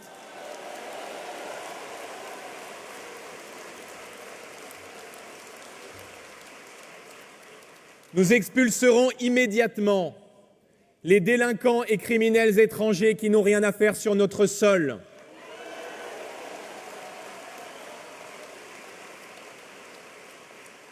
Nous soutiendrons nos policiers, nos gendarmes, nos magistrats qui luttent chaque jour contre l'impunité des bandes.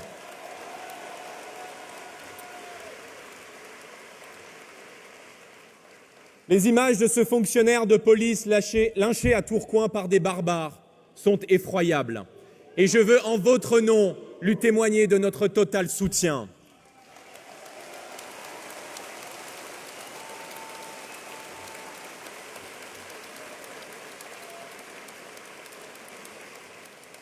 Avec nous, encore une fois, la règle est simple et elle le sera lorsque nous serons au pouvoir. Tu touches à un policier, tu dors en prison.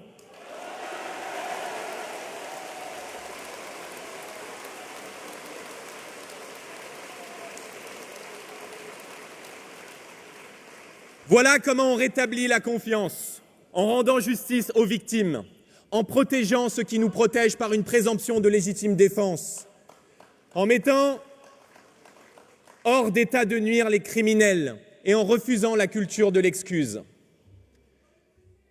Mes amis, mon ambition, la nôtre, l'ambition de Marine n'est pas de sauver la droite ni de sauver la gauche. Notre ambition, c'est de sauver la France.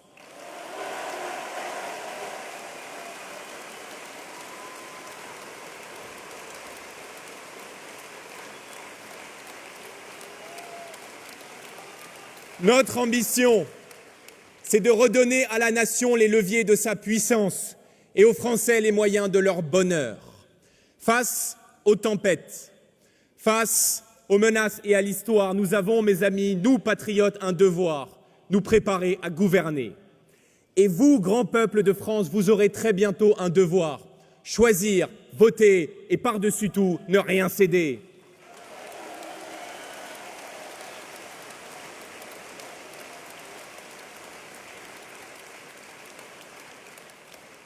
Quand vous serez appelés aux urnes, aux élections municipales où des succès nous attendent, comme lors d'un scrutin national peut-être très prochainement, souvenez-vous, dans l'isoloir vous êtes seul, seul juge, seul maître à bord.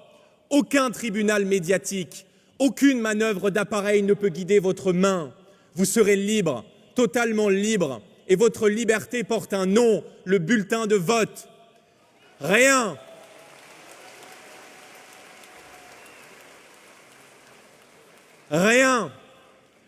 ne nous sera donné, rien ne sera facile. Il faudra vaincre les coalitions du pire et les alliances de la honte.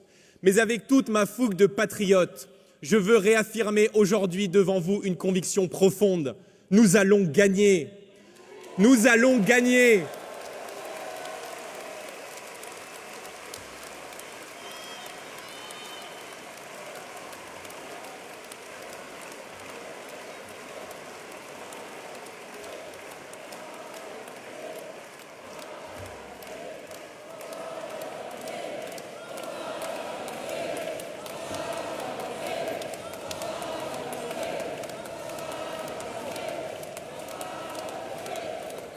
Nous allons gagner, mes amis, parce que notre combat est juste, parce que notre projet est sincère, parce que la vague qui nous porte est irrésistible et par-dessus tout, parce que notre grand pays, la France, mérite bien mieux que cela.